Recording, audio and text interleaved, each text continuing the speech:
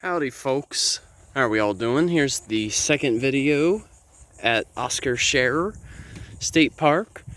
So now we've sort of entered into the pine flatwoods. So now we're seeing a lot more of the slash pine. And of course we still see a bit of our scrubs.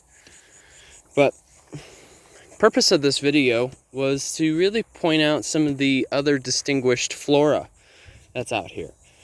So for instance, we've got ourselves the pine Barren Flatsedge, which makes sense for the name considering that we are practically surrounded by slash pine. What was particularly neat about the pine Barren Flatsedge is when you look along the stem, knowing when you are looking at a sedge is that they have edges, typically in the form of a triangle. But then you got your cluster of buds up here that kind of has a bit of that pine-like, pine cone texture. I believe that's another reason for why it has that name, as a matter of fact. But yeah, you can see these all over this trail right here. It is everywhere. And then, I believe here, this almost looks like tall ironweed. I think. Looks very similar to tall ironweed. Kind of difficult to still really tell since it's still fairly early in its bloom. But usually with tall ironweed, it is, of course, a bit taller. And usually the flowers here are kind of like a purplish color. And they're usually in these clusters too, as you can see. They're usually very common among flatwoods and roadside ditches.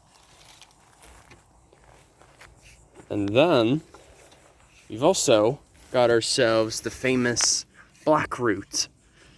You know, I was trying to look up more information about this particular plant, but just there doesn't really seem to be too much known regarding it.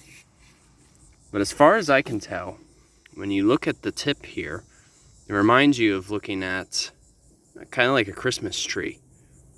Now, in terms of why they call it Blackroot, I think perhaps if we were to look within their roots, I guess they could be black, a bit darker. But these are also very common, especially in flatwood habitats. And you can practically find them throughout the southeast portion of the United States. So like Alabama, Mississippi, Georgia, and even Florida. You can see them down here as well. But then, this is actually one of my favorites right here. Get ourselves some Dog Fennel, which is also known as anise. What's particularly neat about this plant is you can actually use it as a garlic substitute. One of the main reasons I know that is, you know, when I was back up in Ohio, I worked for Kroger specifically for produce. Not a coincidence, by the way. But with that being said, you know, if you pick it out right here, it does have a very distinguished smell. It's a bit strong too. But it's apparently believed with dog fennel, you can rub it on your skin and it can actually help ward off mosquitoes because of the smell that it produces. However, that's not saying that that is guaranteed that it really will ward off mosquitoes. But, of course, it's still always worth a try.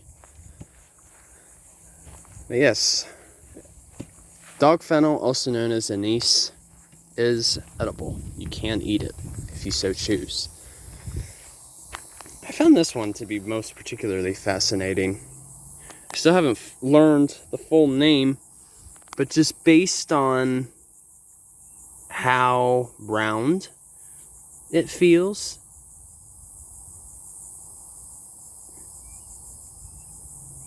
and with the fact that there are seeds up here, I'm guessing this might be a grass of some type. I'll be sure to include that in a description for you guys so you can know what the name is. Because like I said, mates, I'm still technically learning the plants down here. The flora, more or less. Still getting there. So, I think that should about wrap up the video. And also, I want to ask you guys for a bit of help, too. For those of you who have been down in Florida and have had some connections with county parks, even state parks, just any form of parks that offer environmental education, please feel free to send me any references. You know, I've been looking, of course. I've been inquiring myself, but I've been finding it rather difficult. I guess it's just because since I haven't been a long-time resident of Florida, that's kind of been making it a bit more difficult. But please, if any of you, feel free to help me out. Because, you know, still gotta have employment. Still gotta have a job. But yeah, if any of you know anyone or have any connections, please feel free to send me like a private message on my page. So, I thank you guys for all of your support. And as always, I mean, these are public videos, so you can share them whenever you want. So if you want to share them with any groups that you conduct, you know, whether it be camping groups or even public school children, you are more than welcome to, if it helps in any of their curriculum.